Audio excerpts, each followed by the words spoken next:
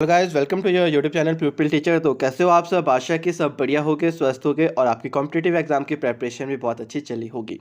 फिलहाल आज की वीडियो में हम बात करेंगे वॉइस के कुछ मोस्ट इंपॉर्टेंट रूल्स के बारे में। अगर आपने इससे पहले वीडियो नहीं देखी है तो आप चैनल पे जाके देख सकते हो। वहाँ पे मैंने वॉइस के जो प्रेजेंट टेंस होता है, प्रेजेंट इंडेफिनिट, कॉन्टिन्यूस और परफेक्ट, उसके रूल बताए हुए हैं। अगर आपने वीडियो नहीं देखी है तो आप चैनल पर जाके देख सकते हो, वहाँ पर आपको वीडियो मिल जाएगी, या फिर मैं वीडियो को डिस्क्रिप्शन बॉक्स में लगा लूँगा, तो आप वहाँ पर जाकर देख लेना।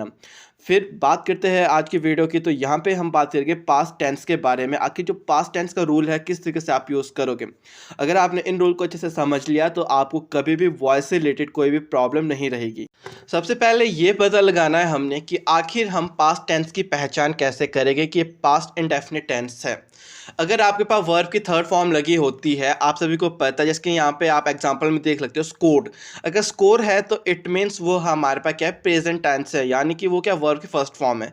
बट जो स्कोर्ड है ये हमारे पास वर्ब की थर्ड फॉर्म है। कभी भी हमारे पास वर्ब की थर्ड फॉर्म लगी होगी कहीं भी सेंटेंस में, फिर हम वहाँ पे वॉज और वर का यूज़ करेंगे, क्योंकि पास्ट के लिए हम हमेशा वॉज और वर का यूज़ करते हैं। और आपको पता है वॉज का यूज़ हम तब करेंगे अगर हम किसी सिंगुलर चीज़ के लिए बात करेंगे, और सिंगुलर का मतलब होता है कोई एक थिंग या एक पर्सन। अगर हम बात करते हैं वर का यूज़ हमारा होता है प्लूरल के लिए, यानी कि हम दो या दो से ज़्यादा चीज़ों के बारे में बात करेंगे तो हम वहाँ पे वर का यूज़ करेंगे। एग्जाम्पल के थ्रू समझे तो यहाँ पे है Sachin scored a century. Verb की जो फॉर्म है थर्ड फॉर्म, वो वर्ब की वही रहेगी पास्ट टेंस में, क्योंकि यहाँ पे वर्ब की थर्ड फॉर्म ही लग रही है आपके पास। जिसकी स्कोर्ड है यहाँ पे, इससे हमें पता लगा ये हमारी थर्ड फॉर्म है। तो जब हम चेंज करते हैं तो हम लास्ट से शुरू करते हैं अ सेंचुरी। अब यहाँ पे प्रॉब्लम है वॉज करे, वर करे, इज एम आर करे, क्या करे। तो देखो, अगर हमारे पास वर्ब की थर्ड फॉर्म लगी है पास्ट है तो हम यहाँ वॉज का यूज़ करें। क्यों? क्योंकि यहाँ पे एक पर्सन की बात हो रही है। अगर यहाँ पे बहुत सारी चीज़ों की बात होती तो हम यहाँ पे वर्ब का यूज़ करते, तो हमने यहाँ वॉज का यूज़ किया। अ सेंचुरी वॉज, स्कोर्ड का स्कोर्ड ही लिखे गए हम, क्योंकि वर्ब की थर्ड फॉर्म ही यूज़ होती है यहाँ पे जो भी होती है। बाय सचिन, किसके द्वारा? सचिन के द्वारा। तो यहाँ पे हमने किया a century was scored by Sachin. Next example अगर हम पढ़े तो ये देखो, प्रेम कंपोज दिस पोएम। अगर यहाँ कंपोज होता तो मतलब ये हमारे पास प्रेजेंट में था, पर यहाँ पे जो वर्ब की फॉर्म दे रखी है वो थर्ड है कंपोज्ड, यानी कि ईडी लगा हुआ है, हमें पता लग गया ये पास्ट टेंस है। या हम या तो वॉज का यूज़ करेंगे या वर का यूज़ करेंगे। तो यहाँ पे अगर हम देखेंगे नाउन, तो यहाँ पे जो पोएम है वो हमारे पास सिंगुलर है, पोएम। अगर पोएम्स होता तो वर का यूज़ होता, बट यहाँ पोएम है तो हम वॉज का यूज़ करेंगे। और लास्ट से शुरू करेंगे हम दिस पोएम, तो यहाँ पे वॉज का यूज हो गया, तो वॉज कंपोज्ड बाय प्रेम, किसके द्वारा? प्रेम के द्वारा। तो हमेशा हम वॉइस में ये ध्यान रखेंगे, अगर हमारे पास कभी भी वर्ब की थर्ड फॉर्म दी है इट मीन वो हमारे पास पास्ट टेंस है। और पास्ट टेंस में हम हमेशा वॉज और वर का यूज़ करेंगे। वॉज हमेशा सिंगुलर के लिए, वर हमारा प्लूरल के लिए। नेक्स्ट अगर हम बात करेंगे, रूल नंबर 2 है हमारे पास पास्ट का ही है, ये हमारे पास पास्ट टेंस में। अगर आपके पास सेंटेंस में कभी भी वॉज या वर होगा, साथ में आईएनजी लगा होगा, फॉर एग्जाम्पल आप यहाँ देख सकते हो नीचे, he was writing a letter. तो देखो यहाँ पे वॉज दिया गया है, हमें पता लग गया पास्ट टेंस है। साथ ही साथ यहाँ पे क्या है, वर्ब में आईएनजी लिखा है, राइटिंग, राइट में क्या लगा है? ING, writing.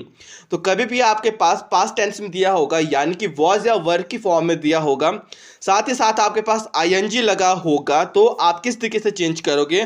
तो आप वहाँ पे वॉज बिंग, वर्बिंग प्लस वर्ब की थर्ड फॉर्म लगेगी, जिसमें आपके पास आईएनजी लगा होगा ना, जैसे वर्ब में जिसकी राइटिंग, तो राइटिंग की थर्ड फॉर्म लगेगी, साथ में वॉज बीइंग लगेगा, वर बीइंग लगेगा।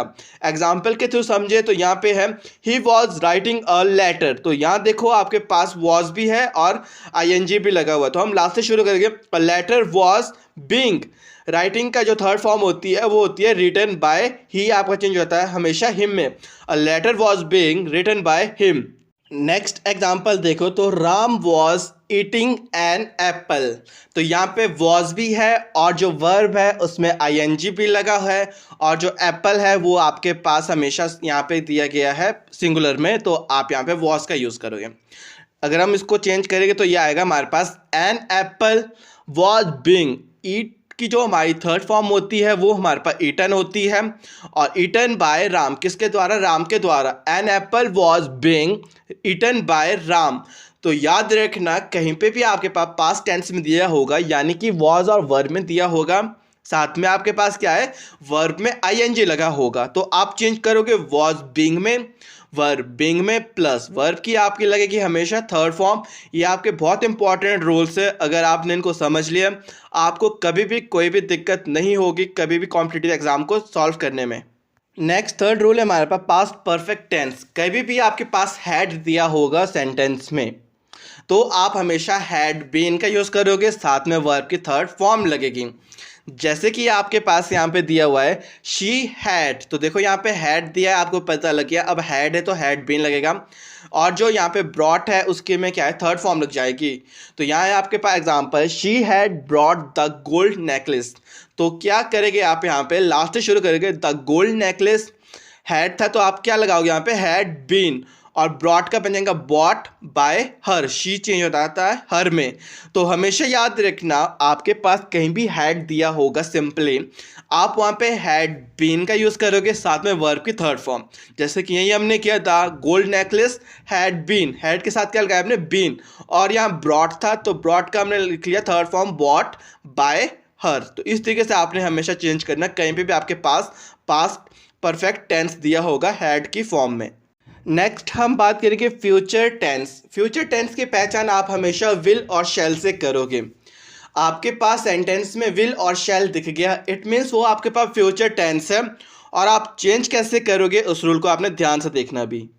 अगर आपके पास कहीं पे भी किसी भी सेंटेंस में विल और शैल होगा तो आप विल बी और शैल बी करोगे, साथ में वर्ब की थर्ड फॉर्म लगेगी।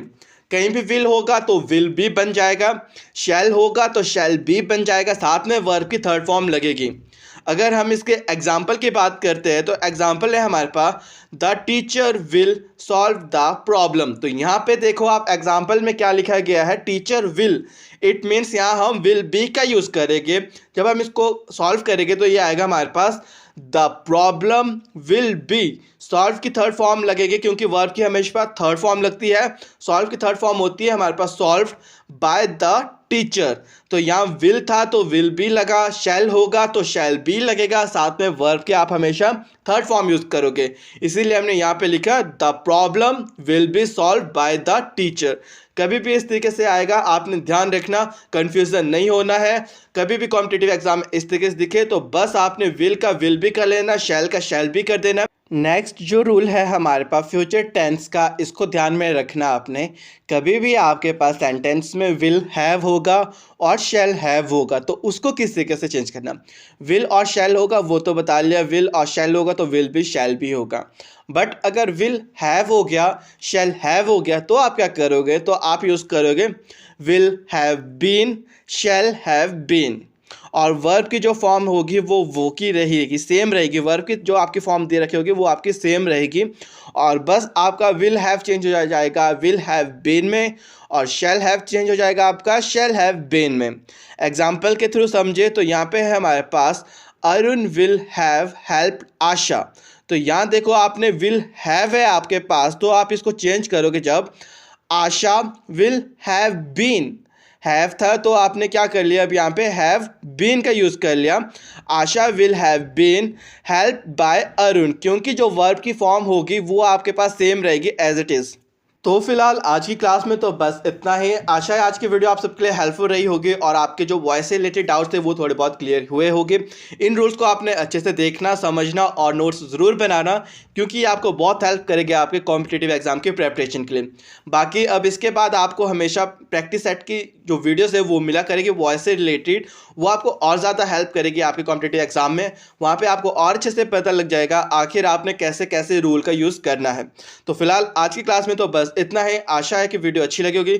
वीडियो अच्छी लगी होगी तो वीडियो को लाइक शेयर कर देना, और साथ ही साथ चैनल को भी सब्सक्राइब कर लेना अगर आप चैनल पे नए हो, क्योंकि इसी चैनल पे आपको इसी तरीके की वीडियोस मिलती रहेगी और आपकी कॉम्पिटिटिव एग्जाम की प्रिपरेशन भी होती रहेगी।